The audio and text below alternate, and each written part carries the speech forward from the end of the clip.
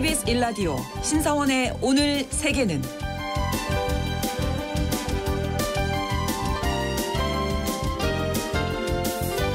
안녕하십니까. 아나운서 신성원입니다. 지난주 블라디미르 푸틴 러시아 대통령의 북한 방문을 계기로 양국은 포괄적 전략 동반자 조약을 체결했습니다. 이 조약으로 북한과 러시아가 사실상 군사동맹에 준하는 관계 격상에 나선 것이다. 이런 평가가 나오고 있는데요. 한반도의 긴장은 다시 높아졌고 북한의 우방국인 중국의 셈법은 복잡해졌습니다. 북러의 밀착으로 위협이 높아진 미국도 우려를 표하고 나섰는데요. 푸틴 대통령의 방북은 우크라이나 전쟁 이후를 고려한 것으로 좀 더 큰 틀에서 이해하는 것이 필요하다는 분석도 나오고 있습니다. 북러 간 새로운 조약 체결 이후 무엇이 달라졌고 어떤 평가가 나오고 있는지 잠시 후 글로벌 이슈에서 짚어보겠습니다.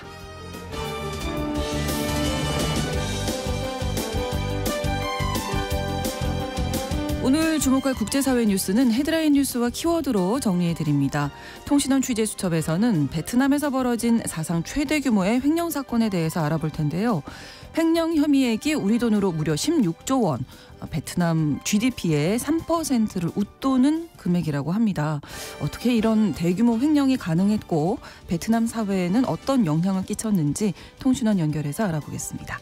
6월 25일 화요일 KBS 1라디오 신성원의 오늘 세계는 시작하겠습니다.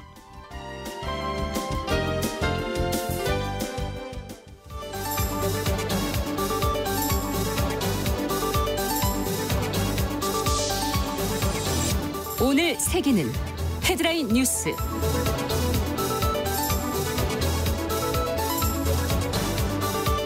러시아가 북한의 핵과 미사일 개발을 지원한 데 대해 미국이 우려를 표명했습니다. 현지 시각으로 24일 미국 외교협회 주간 행사에 참석한 커트 캠벨 미 국무부 부장관은 북러 군사동맹 관계 복원으로 러시아가 북한의 핵무기와 장거리 미사일 개발 역량을 도울 가능성이 있다고 전망했습니다. 캠벨 부장관은 그러나 북러 군사동맹 강화로 커진 북핵 위협을 미국은 기존 장치만으로 충분히 대처할 수 있다고 밝혔는데요. 확장 억제를 강화하기란 지난해 워싱턴 선언이 효과적인 대응안이라는 겁니다. 우리나라는 물론 미국 일각에서도 제기된 한국의 자체 핵 무장론에 선을 그은 셈입니다.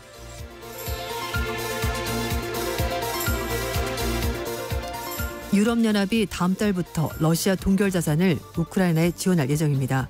유럽연합이 다음 달 러시아의 동결 자산에서 발생한 수익을 활용해서 우크라이나에 군사 지원을 시작합니다. 호세프 베렐 유럽연합 외교안보 고위대표는 러시아 동결 자산 수익 1차분 집행분 14억 유로, 우리 돈으로 2조 원을 다음 달 중 우크라이나 지원에 실제 사용될 것이라고 밝혔습니다. 1차 집행분을 활용한 회원국은 독일과 체코인데요. 이 돈으로 우크라이나에 보낼 탄약이나 대공방어체계 무기를 직접 구매할 예정입니다. 25억 유로 가운데 1차 집행분을 제외한 나머지 돈도 연말쯤 승인될 것으로 알려졌습니다.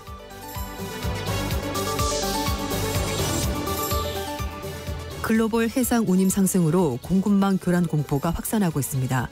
예멘 후티 반군이 홍해를 운항하는 선박에 대한 공격을 강화하고 글로벌 해상 운임이 상승하는 가운데 팬데믹 시기에 빚어졌던 물품 공급 부족 및 지연에 대한 공포감이 다시 커지고 있다고 미국의 뉴욕타임스가 보도했습니다. 해상 운송정보업체인 제네타가 집계한 중국에서 유럽까지 평균 해상 운임은 작년 10월 ETU당 1,200달러에서 최근에 7,000달러까지 올랐는데요. 제네타의 관계자는 아직 고점에 도달하지 않았다고 본다면서 운임의 추가 상승을 예고했습니다. 중국이 다오이다오 인근 해상에서 일본 선박을 몰아냈다고 주장했습니다. 중국은 일본과 영유권 분쟁 중인 센카쿠 열도 중국명 다오이다오 인근 해상에서 일본 선박들을 몰아냈다고 24일 밝혔습니다. 중국 해양경찰은 소셜미디어를 통해서 20일부터 24일까지 다오이다오 영해로 침입한 일본 어선 4척과 순찰선 여러 척을 상대로 필요한 통제 조치를 했고 몰아냈다고 발표했습니다. 중국 해경은 그러면서 일본의 해당 지역에서 모든 불법 활동을 즉시 중단하고 유사 사건의 재발 방지를 보장하라고 촉구한다고 덧붙였습니다. 일본이 실효 지배 중인 센카쿠 열도는 중국과 일본이 영유권 분쟁을 벌이는 곳입니다.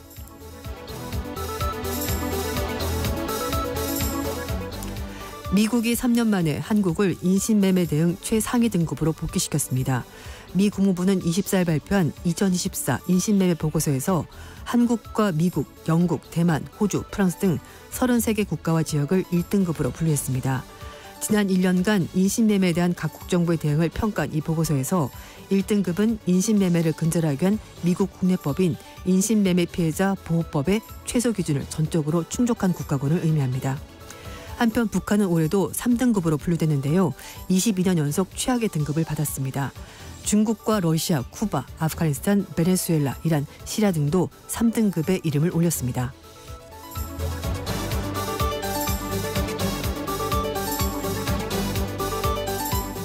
오늘의 헤드라인 뉴스 외신캐스터 조윤주 씨가 정리해 주셨고요. 이번에는 국제사회 소식을 키워드로 함께 정리해 보겠습니다. 먼저 첫 번째 키워드로 자체 무장까지는 필요 없습니다라고 하셨네요. 네. 지금 북한과 러시아 간의 군사동맹 복원 또 일부에서는 한국이 그러면 자체적으로 핵무장을 해야 되는 것 아니냐 이런 얘기가 나오고 있는데 하지만 미국 측은 미국과 한국이 확장 억제를 강화하기 위한 워싱턴 선언 그것만으로도 충분히 대응할 수 있다고 선을 그었습니다. 네. 싱크탱크인 미국 외교협회 주간 행사에 참석한 커트 캠벨 미 국무부 부장관이 북러 군사동맹 관계 복원으로 러시아가 북한 측의 핵무기, 장거리 미사일 기술 개발 이런 것들을 도와줄 가능성이 있다고 전망을 하면서 그렇지만 한미 워싱턴 선에 따라서 미국이 제공하는 확장 억제가 북한 위협에 대응할 수 있는 충분한 수준이 된다라고 밝혔습니다. 네. 캠벨 부장관은 북러 관계 심화가 한국을 자체 핵무장으로 몰고 있다는 앨리슨 후커 전 백악관 국가안보위 아시아 담당 선임 보좌관 발언에 대해서도 북러 행동은 영내 국가들이 자국의 모든 군사 그리고 기타 조치를 다시 한 번 더 생각하게 만든다는 것은 맞긴 하지만 그러나 워싱턴 선언만으로 충분히 대응할 수 있다고 생각한다 이렇게 설명했습니다. 네. 한편으로 이 한국이 우리나라가 이제 우크라이나에 무기를 공급하게 되면 러시아가 북한에 더 많은 기술을 이전할 수 있다 이렇게 보는 전문가도 있다고요. 네, 맞습니다. 스콧 스나이더 한미경제연구소 소장은 한국과 러시아 관계 협력 정도가 얼마나 이 북한의 러시아 기술 등이 전달될 수 있을지를 결정하게 될 거다라고 설명했습니다. 그러면서 한국이 우크라이나 측에 무기를 공급하게 되면 러시아가 북한의 무기 관련 기술을 더 많이 공급하는 방식으로 보복에 나설 수 있다고도 전망했습니다. 이외에도 시드니 사일러 전 국가정보국사나 국가정보위원회 북한 담당 관계자는요. 북러 간의 포괄적인 전략적 동반자 관계 조약에 대해서 북러 두 정상들이 그들의 주도권, 독립을 매우 보호하고 있고 심지어 동료 독재자를 불신하고 있기 때문에 양쪽 모두가 양국관계를 이를테면 한미동맹 수준까지 올라가기를 원하지는 않을 거다라고 설명했습니다. 네. 그러면서 다만 다양한 확장 억제를 가지고 있기 때문에 억제력이 약화된 것처럼 굳이 행동할 필요는 없다라고 설명했습니다. 네, 이 이야기는 잠시 후에 저희가 글로벌 이슈에서 또 자세하게 짚어드리고요. 다음 키워드 오늘부터 1일입니다. 네. 유럽연합이 현지 시각으로 25일부터 우크라이나와 유럽연합 가입 협상을 공식적으로 시작합니다. 네. 첫째 날이 시작이 된 건데요. 호세프 보렐 유럽연합 외교안보 고위 대표는 우크라이나 및 몰도바와 정부 간 협상을 시작한다고 밝혔는데 두 나라의 가입 협상이 시작이 된 거다라고 설명했습니다. 그래서 유럽연합 가입은 궁극적으로 안전보장 수단이 될 거라고 설명했는데요. 네. 우크라이나와 몰도바는 러시아가 우크라이나 침공한 2022년 2월 달에 유럽연합 가입 신청을 냈습니다. 그리고 나서 작년 6월 달에 양국의 회원국 후보 지위를 부여되어서 같은 해 12월 달에 협상에 필요한 사전계획 이행을 전제로 가입 협상 개시를 권고한 바 있고요. 네. 25일 날 이제 협상이 시작이 된 겁니다. 네, 보통 유럽연합 가입 신청을 하면 이제 확정될 때까지 어느 정도나 걸리나요? 네, 나라마다 조금 다르긴 합니다만 시간이 꽤 많이 걸립니다. 크로아티아 같은 경우는 2013년에 마지막으로 유럽연합에 가입을 했고요.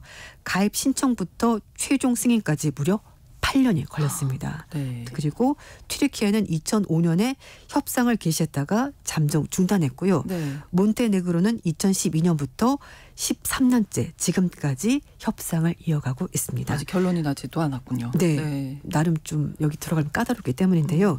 러시아와 2년 넘게 전쟁 중인 우크라이나 입장에서는 유럽연합 가입 협상이 서방에 한 걸음 더 나아가는 그런 의미가 있긴 한데 우크라이나 전쟁과 함께 안보 불안이 고조되면서 또 몰도바도 마찬가지로 유럽연합 가입을 희망을 하고 있습니다. 네.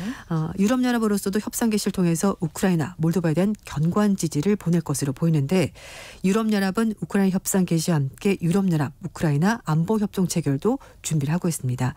27일부터 28일까지 벨기에 브뤼셀에서 열리는 유럽연합 정상회의에서 공식적으로 발표될 가능성이 있다고 하고요. 네. 그 시기에 맞춰서 젤렌스키 우크라이나 대통령이 브뤼셀을 방문할 것으로 알려지고 있습니다. 어떻게 결론이 날지 궁금해집니다. 다음 키워드는요. 실망을 넘어 더 이상 믿을 수 없는. 네. 예요. 프랑스 정치 얘기가 될 것 같습니다. 네. 좌파에 실망했고 그리고 좌파를 막지도 못한 현 정부에 대해서 프랑스 국민들의 실망이 이제 좀 더 이상 믿을 수 없는 불신으로 넘어가면서 이게 극우 정당인 국민전선으로 신뢰로 바뀌게 된 겁니다. 네. 파이낸셜 타임즈에 따르면 응답자 25%가 국민연합 마린 르펜이 이끄는 국민연합이 경제 문제에 대해서 좀 더 올바른 결정을 내릴 것 같다. 신뢰한다. 이렇게 대답했습니다. 네. 반면에 좌파 정당 연합인 신민중 전선에 대해서는 가장 믿는다는 대답이 22%에 불과했습니다. 그리고 마크롱 프랑스 대통령이 소속되어 있는 중도 우파 집권당 르네상스 연합에 대해서는 신뢰도가 20%에 그쳤습니다. 해당 조사는 18세 이상 등록 유권자 2,000명을 대상으로 진행이 된 건데요. 여론조사 결과 이 극우 성향의 국민연합에 대한 신뢰도는 생활 수준 향상, 인플레이션 해결, 세금 인하 부분에서 모두 1위를 차지했습니다. 파이낸셜 타임즈는 15년 만에 최저치로 떨어진 마크롱 대통령의 임기의 성과로 인정받는 실업률에 대해서도 국민연합이 더 많은 점수를 받고 있는 것 같다. 이렇게 설명했습니다. 네. 또 응답자들은 공공적자 부채를 줄일 거다라고 기대를 하고 있고요. 네. 23%는 국민연합을 지지한다고 대답했고 마크롱의 연립정부 그리고 좌파 연합인 NFP 여기에 대해서도 지도가 17% 이렇게 나왔습니다. 네. 그런데 이 국민연합에 지금 다 1위를 차지하고 있잖아요. 네, 맞아요. 공약을 또 다 믿을 수 없다 이런 지적도 있다면서요. 네, 이유가 있습니다. 네. 이 여론조사 기관 입소스의 분석가인 마티우 갈라디는요. 올랑드 전 대통령 집권 당시 좌파에 대한 실망과 또 좌파에서 일관되게 반대하지 못했었던 마크롱 대통령에 대한 불만 이런 것들이 지금 현재 정치 상황을 반영한 거라고 얘기를 하면서 국민연합이 유능하지 않은데 마크롱 정부가 너무 무능하다 보니까 상대적으로 유능하지 않은 것이 묻혀버린 거다. 이렇게 설명을 했습니다. 네. 사실 다수 정당이 된 적이 없기 때문에 능력을 인정받은 적이 없거든요. 근데 지금 어쨌든 지지율은 1위를 기록하고 있는 겁니다. 네. 그러니까 전문가들은 국민연합의 정치 공약이 그래서 그렇게 믿을 만한 것이 아닌 것 같다라고 보는 겁니다. 총선에 나서면서 공공재정에 대한 감시를 우선시하겠다라고 밝혔는데 네. 마크롱 대통령이 64세로 올렸던 연금 수령 연령을 62세로 낮추고 에너지는 부가세 가치세도 즉시 인하하겠다라고 했는데요. 네. 분석가들에 따르면 이 두 가지 정책만 쓴다고 하더라도 연간 200억에서 300억 유로 정도의 정부 재정을 더 써야 된다고 합니다. 네. 국제통화기금의 전 수석 이코노미스트던 올리비에 블랑시아르는 재정적으로 굉장히 무책임한 것이 국민연합의 계획이다라고 지적하면서 선물에는 돈이 들어가지만 국민연합의 프로그램에는 돈이 없다 이렇게 말했습니다. 그러니까 재정을 어떻게 마련할지 대안도 없이 무조건 세금 깎아주겠다라고 말하는 것이 공허한 공약에 불과하다고 보는 전문가도 있는 겁니다. 그렇군요. 프랑스 얘기가 나왔으니까 이제 그 프랑스 파리 올림픽이 딱 네. 한 달 앞으로 다가왔습니다만 네. 이제 분위기가 별로 좋지는 않은 것 같아요. 네. 시민들이 올림픽 보이콧 운동 벌인다 이런 소식도 저희가 전해드린 맞습니다. 바가 있는데 또 다른 뭐 어떤 캠페인이 나왔다면서요? 네, 이번에는 파리 센강이 너무 더럽다라고 생각하는 프랑스 파리 시민들이 네. 센강에 대변을 보자라는 캠페인을 벌이고 있는데 네. 이 파리를 관통하는 센강 여기서 올림픽 때 철인 3종 수영과 오픈워터 스위밍 경기가 치러진다고 경기가 하는데 열리잖아요. 네. 예. 그런데 최근에 대장균 등 세균이 기준치를 초과하는 수질 검사가 나왔고요. 그래서 그렇죠. 스포츠 행사에 적합하지 않다라는 얘기가 계속 나오고 있습니다. 네. 사실 파리시가 센강의 수질 정화 사업에 14억 유로로 2조가 넘는 예산을 쏟아부었습니다만 여전히 수용하기에는 적합지 않은 수질인 것으로 밝혀지게 된 건데 네. 그래서 일부 시민들은 시에서 센강에 이렇게 막대한 자금을 투입하면서 정작 시민들이 겪고 있는 여러 가지 문제는 등한시하고 있다면서 불만을 제시했습니다. 그래서 나는 6월 23일 날 센강에서 대변을 볼 겁니다. 대변을 본다라는 해시태그가 달린 사이트가 등장을 했다고 하는데요. 네. 수용을 약속한 마크롱 대통령 그리고 얀 이달고 파리 시장을 조롱하는 내용들입니다. 그래서 마크롱 대통령을 AI로 이미지로 만들어서 네. 센강에 서 있는 오물을 뒤집어 쓰고 있는 그 사진을 같이 공개하면서 6월 23일 내가 이런 일들을 하겠습니다라고 네. 캠페인을 벌이고 있는데요. 2월 23일 날 마크롱 대통령과 얀 이달고 시장이 수용을 하겠다고 약속한 날 지났죠. 일요일이었잖아요. 네, 안 했습니다. 최근 비가 너무 많이 와서 이 강수위가 높아져서 공약은 좀 힘들다라면서 이달고 시장은 한 달 더 미뤄서 하겠다. 이렇게 입장을 밝혔는데 그러면 이제 올림픽이 시작이 될걸요 아마. 그러니까요. 선수들이 뛰어야 되지 않을까. 일단 한 달 뒤로 미루겠다라고 밝혔습니다. 어떻게 될지 궁금한데 네. 많은 이야기들이 나오고 있습니다. 지금 네. 파리 올림픽 관련해서. 이제 그 센강이 사실 파리를 상징하는 네. 유명한 강이긴 합니다만 주변의 노숙자들이 거기에 이제 용변을 보는 경우도 있고 주변 식당에서 오물을 좀 버리는 경우도 있고 그러다 보니까 시에서 돈을 그렇게 많이 투입하는 것 대비해서 네. 강의 수질이 잘 개선되지 않고 있다고 합니다. 네, 좀 지켜봐야 되겠네요. 이제 한 달 안에 어떤 이야기가 나올지 또 그리고 결론이 날 또 테니까. 올림픽 개막식을 그 생강에서 한다고 하는데 해상에 배를 그것도- 띄워놓고 예. 어떻게 될지 궁금하고요. 네, 맞습니다. 자, 다음 키워드입니다. 아파트 말고 호텔로 가시죠. 네, 예. 주택난으로 몸살 앓고 있는 스페인의 대표적인 관광도시 바르셀로나가 네. 2028년까지 관광객들을 위한 단기 아파트 임대를 금지하기로 결정했습니다. 요즘 그 플랫폼 통해서 네. 숙소를 이렇게 뭐 주택을 호텔이 빌리는 아니고 아파트나 예. 단독 주택을 네, 빌리는 네. 경우인데 이런 걸 못하도록 하겠다는 건데요. 바르셀로나 시장은 2028년 11월 달까지 단기 임대용으로 등록된 아파트 1101채 허가를 취소하겠다고 밝혔고요. 29년부터는 현재 생각하는 관광객용 아파트는 바르셀로나에 더 이상 없을 거라고 시장이 밝혔습니다. 시장에 따르면 아파트를 관광객에게 단기로 임대하는 붐이 일면서 지난 10년 동안 바르셀로나시의 아파트 임대료가 무려 68% 올랐다고 하고요. 집값은 38% 올랐습니다. 네. 이러다 보니까 젊은이들이 주택 구매가 점점 힘들어지고 이게 바로 사회적인 불평등 아니냐라고 불만을 제기한 건데요. 네. 그래서 시장은 단기 임대허가 취소된 만채 아파트는 앞으로 시민들이 직접 빌리거나 또는 살 수가 있다, 매매할 수가 있다고 설명했습니다. 네.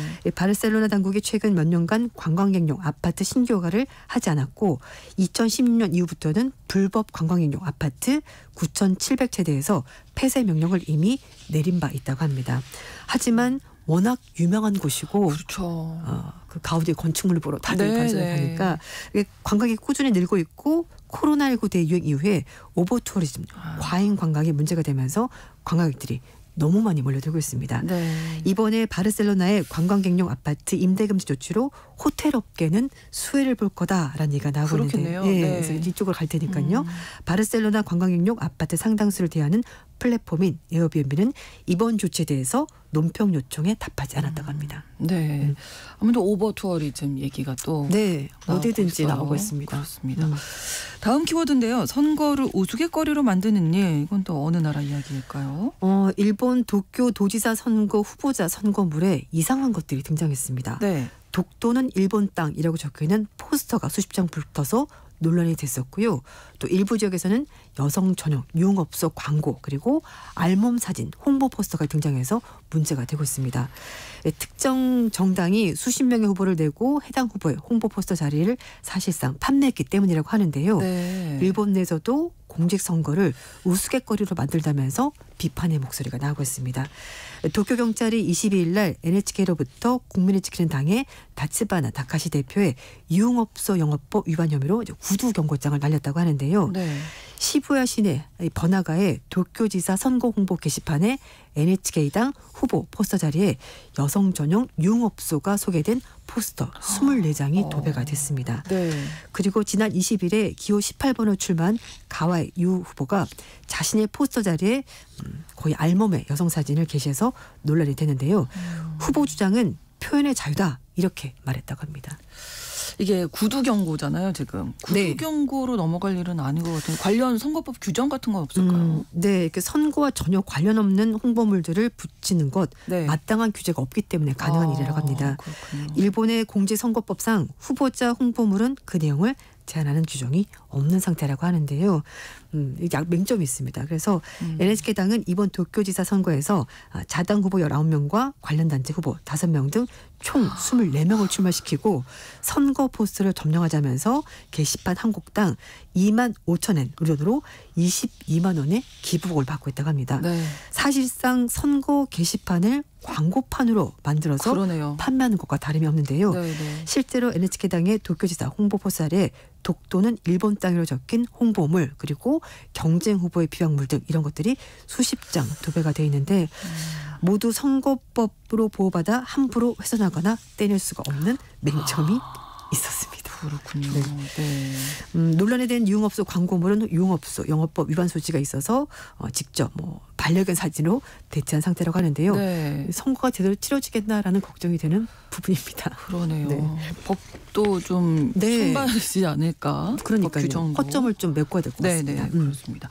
다음 키워드 수평선 너머의 세계. 네, 미국 CNN 방송이 지중해 해저에서 기원전 13세기에서 14세기에 제작된 것으로 보이는 난파선이 발견됐다고 밝혔는데요. 네. 지금으로부터 3,000년 전인데 지중해 동부 심해에서 발견된 첫 번째 난파선이자 가장 오래된 난파선이라고 합니다. 네.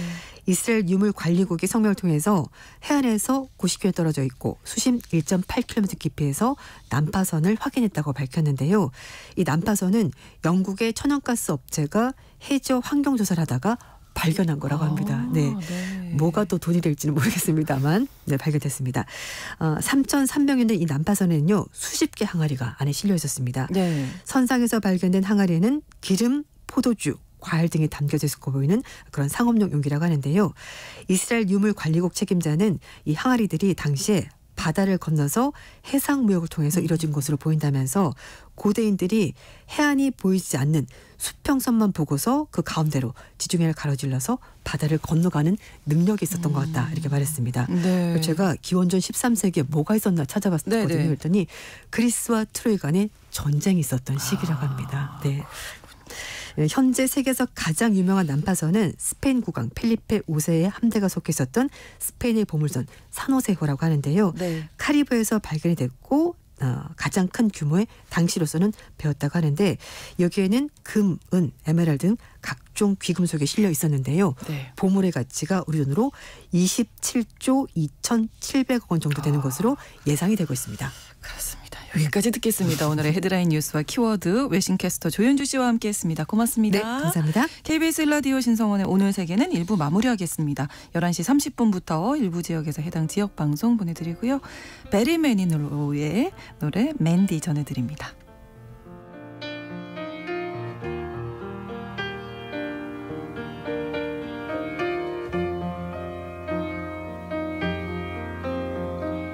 I remember all my life raining down as cold as ice, shadows of a man, a face through a window, crying in the night.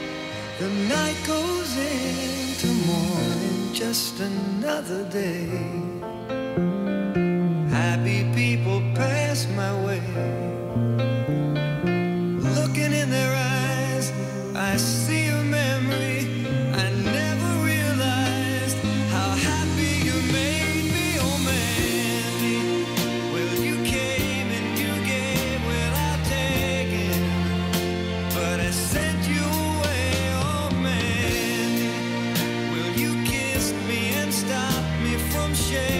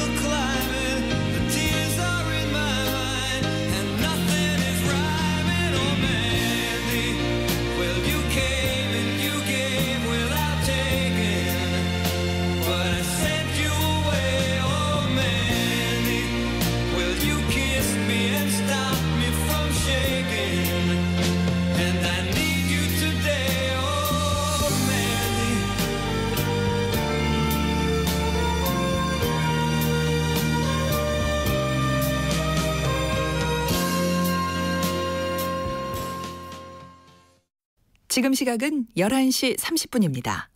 KBS Ladies and gentlemen. 국제사회의 다양한 뉴스를 한눈에 KBS 1라디오 신성원의 오늘 세계는 세계를 바로 보는 최소한의 투자입니다.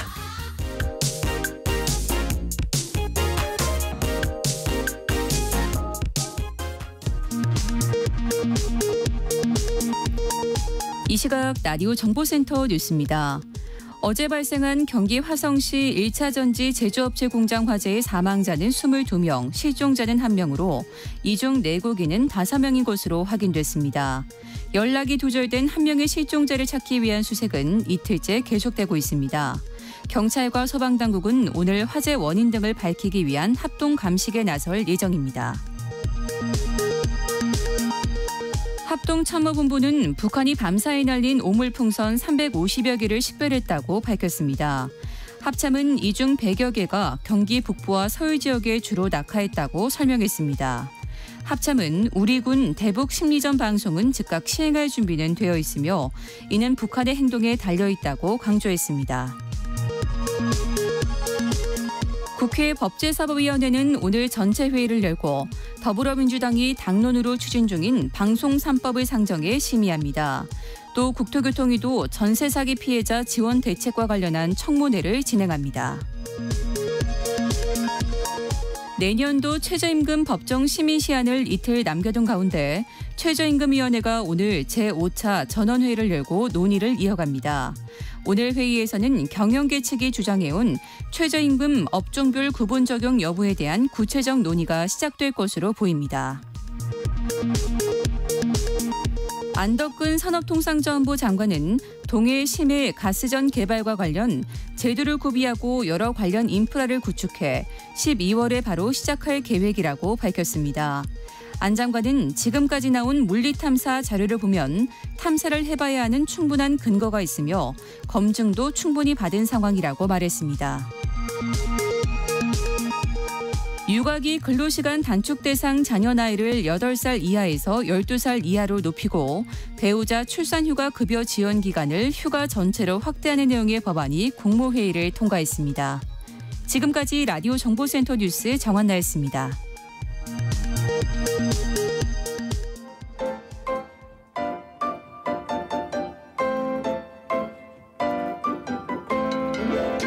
통신원 취재 수첩.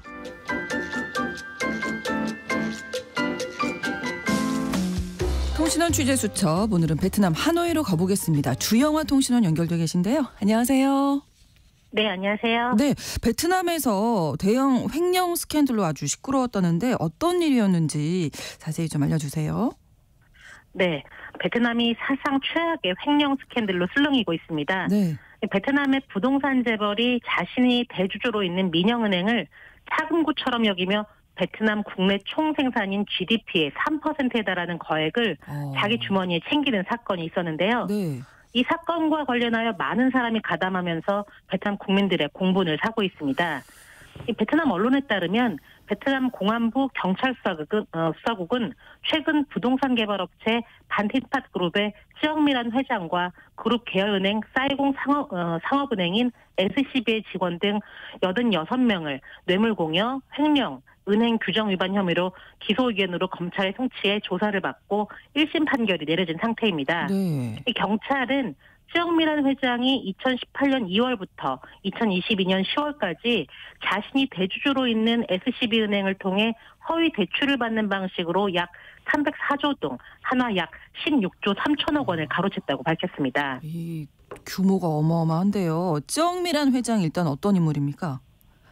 네, 이 쯔영미란 회장은 1956년생으로 올해 68세 여성 사업가로 베트남 남부 호치민 지역의 수십 곳에 부동산을 소유한 베트남 부동산의 대모로 불리는 여성입니다. 네. 이 베트남 남부 호치민시의 어느 소박한 중국계 베트남 가정에서 태어난 이 쯔영미란 회장은 어머니와 함께 시장에서 노점상을 운영하다 도이모이로 알려진 베트남의 경제개혁 시기에 부동산 산업에 뛰어들었다고 합니다. 1992년에 이 반틴팟 회사를 설립해서 1990년대 그 중반엔 각종 호텔과 레스토랑 등 화려한 부동산 포트폴리오를 축적하며 기민한 사업적 감각을 뽐내며 사업가로 두각을 나타냈는데요. 네. 이 홍콩계 부동산 재벌인 남편과 결혼을 하면서 베트남 남부 호치민 지역의 수십 곳의 부동산을 소유하게 됩니다. 그러면서 부동산 재벌로 이름을 떨치게 된 후 네. 여러 비즈니스 분야에 발을 넓히게 되고 은행 관련 분야에도 뛰어들게 된 그 인물로 베트남 남부 호치민에서는 이 란 회장의 땅을 밟지 않고 이동하는 건 불가능하다는 말이 나올 정도입니다. 그렇군요. 그런데 어떻게 이렇게 큰 금액을 횡령할 수가 있었을까요? 네, 이 쯔영미란 회장은 그 대리인 수십 명의 명의로 사이공 상업은행인 이 SCB은행의 지분 91.5%를 사실상 소유한 뒤 예. 자신이 설립한 페이퍼 컴퍼니 1000여 개를 이용한 허위 대출 신청으로 은행 돈을 빼낸 것으로 밝혀졌습니다. 예. 이 쯔영미란 회장은 담보에 대한 법적 절차를 완료하지 않고 자금을 우선 지급받고 예. 1000여 개의 이 서류상 회사인 페이퍼 컴퍼니를 설립한 뒤 이곳에 대출을 승인하는 방식을 썼습니다. 또 추적을 피하기 위해 자금을 유령 계좌로 받아 세탁한 뒤 운전기사를 통해 현금을 받기도 했다고 현지 언론들은 설명했습니다. 이 쯔영미란 회장은 2018년부터 2019년까지 불법 회사채를 발행해 거액을 챙긴 혐의로 공안에 체포되어 조사를 받다 네. 1년간의 수사 끝에 횡령 혐의가 추가되면서 이번 사건이 밝혀진 셈입니다. 지금 이 사건 그러면 어떻게 진행되고 있는 건가요? 네, 호치민 인민법원은 부동산 개발업체인 반틴팟의 그 쯔영미란 회장의 횡령, 뇌물공여, 은행 규정 위반 등 혐의에 대해 유죄로 판단하고 지난 4월에 1심에서 사형 선고를 했습니다. 네. 이 재판부는 쯔영미란 회장이 장기간에 걸쳐 계획을 세우고 치밀하고 조직적인 범죄를 저질러 돌이킬 수 없는 결과를 초래하고 SCB은행을 특별 관리 상태로 몰아가 당과 국가의 지도력에 대한 국민 신뢰를 훼손했다며 양형 이유를 밝혔습니다. 네. 또 이 사건과 관련하여 기소된 나머지 85명에게도 형을 선고했는데요. 중앙은행 국장으로 쯔영미란 회장을 도왔던 도티냔 전 국장에게는 종신형을 선고하고 나머지 피고들에게는 보호관찰 3년에서 최대 종신형까지 선고하기도 했습니다. 사실 이러한 사건에서 사형이 선고된 건 극히 이례적인 일로 쯔영미란 회장은 이 베트남에서 화이트 칼라 범죄로 사형까지 선고받은 몇 안 되는 여성 중 하나로 남게 되었는데요. 네. 이번 사건에선 증인으로만 2,700명이 소환됐으며 검찰 10명과 변호사 200여 명이 참여한 대형 재판이었습니다. 네. 또 게다가 증거만 해도 상자 104개에 담길 그 양으로 무게만 해도 총 6톤에 달했다고 합니다. 네. 현재 쯔영미란 회장을 비롯한 피고들 모두 항소를 준비하고 있는 것으로 전해지고 있습니다. 근데 말씀 듣다가 좀 궁금한 건 막대한 이 엄청난 금액을 횡령하는 동안 관계기관이 전혀 몰랐을까요? 그건 아닙니다. 이 베트남 공안 경찰 수사국은 이번 사건에 연루된 중앙은행 검사, 감독국, 소속 조사관 24명 전원이 쯔영미란 회장의 불법 대출에 가담한 대가로 최소 1억 동, 한화 약 500만 원부터 많게는 65억 원까지의 그 뇌물을 받은 사실을 밝혀냈습니다. 네, 네. 이 경찰 수사국은 쯔영미란 회장의 불법 대출 사건과 관련해 520만 달러, 한화 약 65억 원 상당의 뇌물수수 혐의로 도티냔 중앙은행 검사, 감독국 조사원을 기소 의견으로 검찰에 송치하기도 했는데요. 네. 경찰국에 따르면 도티냔 중앙은행 국장은 2017년 8월 SCB은행에서 벌어지고 있는 이 사기 사건을 사기 사실을 포착했지만 이후에도 SCB은행이 정상적으로 운영될 수 있도록 조사 내용을 감추고 관련 보고서를 위조하는 등 그런 방법으로 범죄에 가담했다고 밝혔습니다. 네. 이 얀 국장 외에도 이 사건과 연루되어 관계기관에서 핵심으로 가담한 인물만도 85명에 달합니다. 예, 사회적으로도 이 사건 정말 파장이 클 것 같은데 은행은 지금 어떤 상황인가요? 예. 근데 쯔영미란 회장의 체포 소식이 알려지면서 예금 지급 불능 사태를 걱정한 예금자들이 전국 은행 지점에 몰려들어 그렇겠죠. 뱅크런이 시작돼 네. 2024년 1분기까지 SCB은행의 예금은 약 60억 달러로 80%가 급감하게 되었는데요. SCB은행은 현재 속도로 예금이 줄면 곧 바닥이 날 수 있으며 작년 말을 기준으로 볼 때 악성 대출이 SCB은행 신용잔액의 97.08%로 급증했다고 베트남 정부가 밝혔습니다. 네.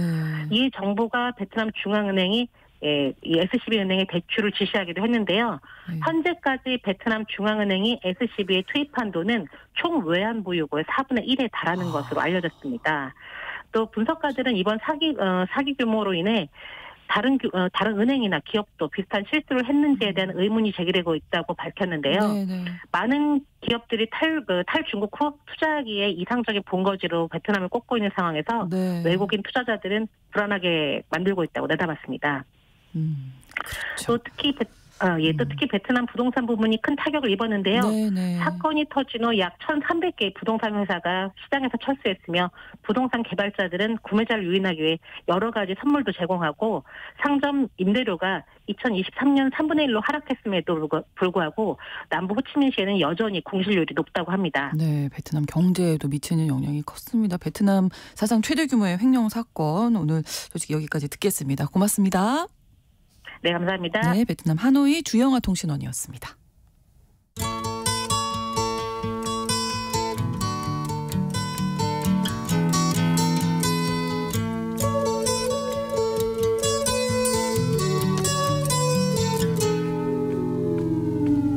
Here comes the sun. 블라디미르 푸틴 러시아 대통령이 지난 19일 북한을 방문해서 양국 사이의 군사동맹에 준하는 새로운 조약을 체결했죠. 북한과 러시아의 관계 격상이 한반도뿐만 아니라 국제 정세에도 큰 파문을 일으키고 있는데요. 이번 푸틴 대통령의 동아시아 순방과 북러 관계 격상이 어떤 맥락에서 나왔고 앞으로 또 어떻게 영향을 미칠지 살펴보겠습니다. 글로벌 이슈 오늘도 한겨레 신문 정희길 기자와 함께하겠습니다. 어서 오세요. 안녕하세요. 자, 일단 이 새롭게 체결된 조약에 대해서 좀 정리를 먼저 해주실까요? 푸틴은 이번 북한 방문에서 북한과 포괄적 전략 동반자 관계 조약을 맺었습니다. 네. 이 조약에서 가장 주목받는 부분은 4조입니다. 그 내용은 무력 침공을 받아 전쟁 상태에 처하면 유엔 헌장 51조와 북한 러시아 법에 준해서 지체 없이 모든 수단으로 군사적 및 기타 원조를 제공한다라고 밝히고 있죠. 네. 이 조약을 2000년 2월에 체결된 기존의 북러 친선 설린 협조 조약과 비교해 보죠. 네. 거기에는 이렇게 규정되어 있습니다. 침략 위험, 평화 안전 위협 정황으로 협의 협력이 필요하면 지체 없이 접촉한다라고 규정되어 있습니다. 새 조약 내용과 이 조약 내용을 비교해 보면 네. 당연히 새 조약에서 군사 협력과 군사 개입을 강화한 것입니다. 네, 네. 이 때문에 두 나라가 냉전 시대 때 군사 동맹 조약을 복원했다라는 평가가 나옵니다. 네. 다시 한번 더 비교해 보죠. 1961년에 체결됐던 북한과 소련의 군사 동맹 조약이라 할 수 있는 우호 협조 및 호상 원조에 관한 조약에서는 이렇게 규정하고 있습니다. 네. 무력 침공당해 전쟁 상태 때 지체 없이 모든 수단으로 군사적 및 기타 원조를 제공한다라고 규정합니다. 그 61년 조약과 새 조약을 비교해 보면 새 조약에는 단서 조항이 하나 붙어 있습니다. 네. 유엔 헌장 51조와 북한 러시아법에 준한다. 이렇게 단서가 붙어 있습니다. 네.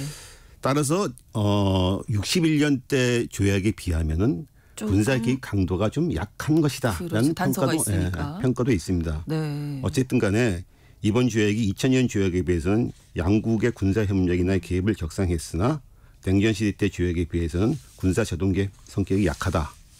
완전한 군사 동맹은 아니지만 그에 준하는 관계로 두 나라가 관계를 복원했다. 이런 평가가 나옵니다. 네, 우리 정부에서는 어떤 반응인가요? 강력한 우려와 반발을 표시했죠. 그렇죠. 그러면서 우리 정부가 우크라이나 전쟁과 관련해서 지키고 있는 원칙인 살상 무기는 제공하지 않는다. 이걸 재검토하겠다. 이렇게 발표했습니다. 장호진 대통령 안보실장이 다음 날인 20일 국가안전보장회의 때 기자회견을 갖고 침략 전쟁을 일으킨 두 쌍방이 일어나지도 않을 국제사회 선제 공격을 가정해서 군사협력을 약속한다는 것은 궤변이고 어불성설이다. 강력하게 비난했죠. 그리고 북한 유엔 제재를 받고 있는 북한에게 군사적인 지원을 한다는 것은 유엔 안보리 위반이다. 이렇게 말했습니다. 그러면서 우크라이나의 살상 무기를 제공하지 않겠다는 원칙을 재검토하겠다 이렇게 네. 말했습니다. 하지만 대통령실 관계자는 백브리핑에서 이런 말도 했습니다. 그 유엔 헌장 51조와 북한과 러시아 연방법에 준하는 완충 장치가 세 조약이 있다. 단서가 들어가 있다. 단서가 네. 들어가 있다. 그래서 이번 조약이 1961년 냉전 시대 때 조약에는 못 미친다. 네. 러시아 쪽 설명도 좀 들어보겠다. 네, 네, 네. 협상과 대화 여지를 좀 남겨놓은 거죠. 네, 어쨌든 그래도 이제 우리나라에서는 우크라이나에 무기 지원할 수 있다 이렇게 하니까 러시아 쪽에서 맞대응하겠다 또 이런 얘기도 나왔잖아요. 푸틴 대통령이 직접 나섰습니다. 네. 북한 방문하고 베트남 방문했는데 네. 베트남 방문 기자회견 때 한국이 우크라이나에 살상 무기를 공급하면 아주 큰 실수가 될 거다. 강경하게 경고했습니다. 네. 그런 일이 일어난다면 우리는 상응하는 결정을 내릴 것이고 아마 한국 지도부가 달가워하지 않은 결정일 거다. 국가 정상에 직접적인 경고를 내렸으니까 그러니까요. 사태가 좀 심각하다고 할 수 있죠. 네. 푸틴이 이런 경고를 한 건 앞서 자신이 한 말이 있기 때문입니다. 푸틴은 방북하기 전인 지난 5일에 외신 기자회견에서 한국과의 관계 개선에 대해서 의지를 표명했었습니다. 한국이 우크라이나에 살상 무기를 제공하지 않는 건 우리 높이 평가한다. 네. 네. 한국이 러시아에 대한 혐오를 보여주지 않았다. 우리 쪽 채널이 열려 있으니 이제는 협력을 지속할 준비가 돼 있다. 네. 뭐 이런 관계 개선 의지를 표명했습니다. 그런데 이번에 한국 쪽에서 우크라이나에 대한 무기 지원을 제공할 수 있다. 이런 얘기가 나왔으니 이제 그렇죠. 좀 이제 문제가 좀 복잡해진 거죠. 예. 양국 관계가 어디로 흐를지 참 우려됩니다. 네. 근데 우리가 그 얘기를 한 건 북한과 러시아 사이에 지금 포괄적 전략 동반자 관계 조약 맺었고 네. 뭔가 어쨌든 군사적인 좀 밀착 관계에 들어간 게 아니냐. 이러니까 그런 반응을 할 수밖에 없었던 거 아닌가요? 푸틴은 여기에 대해서 좀 해명을 합니다. 네.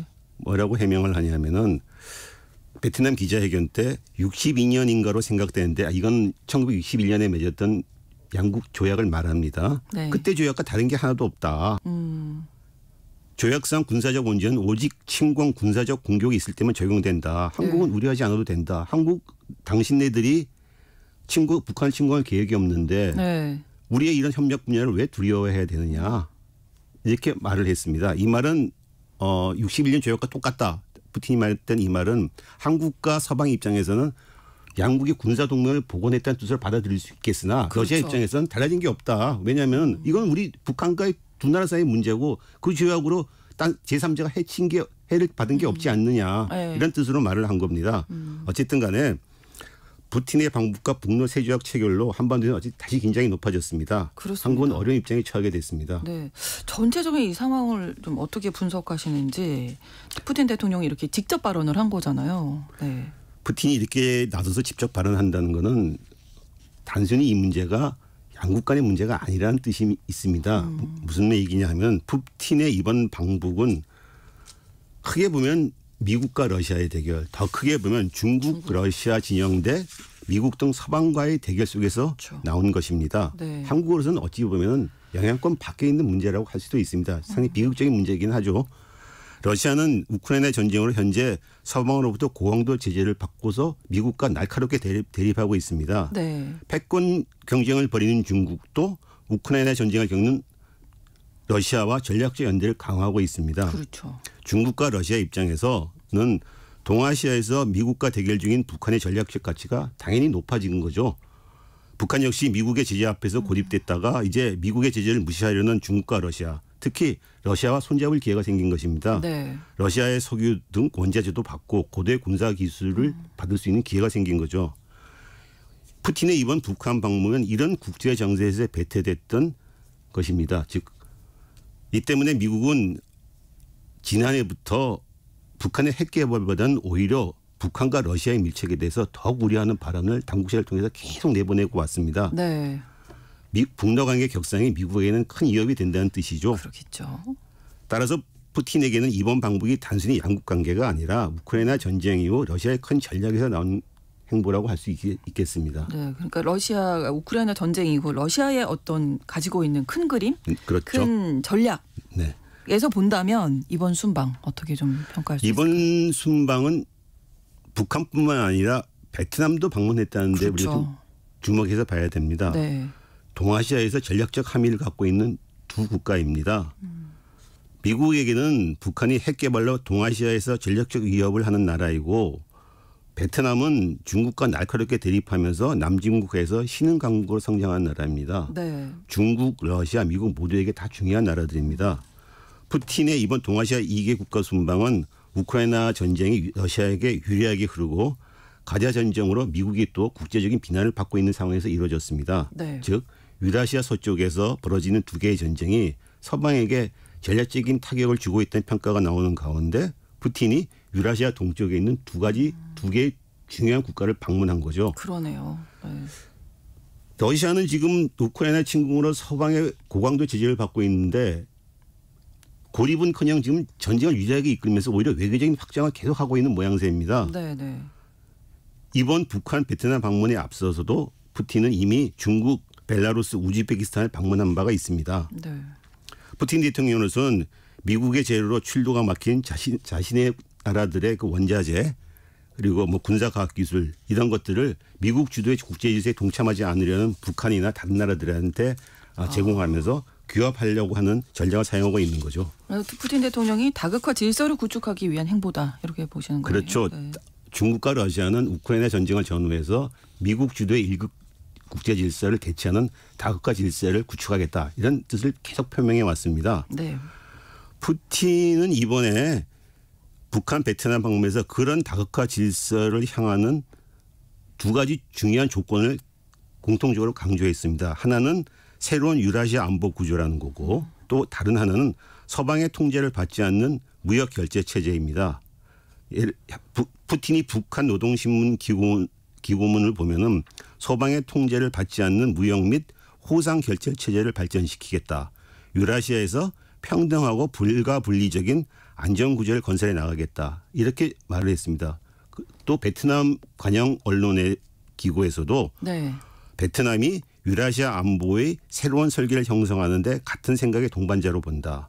달러가 아닌 러시아 루블과 베트남 동으로 결제를 실행할 가능성이 있다. 이렇게 말을 했습니다. 네. 이 두 가지는 사실 중국도 다극화 질서를 향하는 아주 중요한 조건이라고 보고 있는 거죠. 그러네요. 중국은 이번 이 푸틴 대통령의 동아시아 순방 어떻게 평가하나요? 중국 그런 얘기가 많이 나오죠. 북한과 러시아가 너무 결착하게 되면은 네. 중국이 좀 싫어할 거다. 네, 네. 이런 얘기를 많이 하고 네. 푸틴의 순방 전후에서도 언론에서 많이 나왔습니다.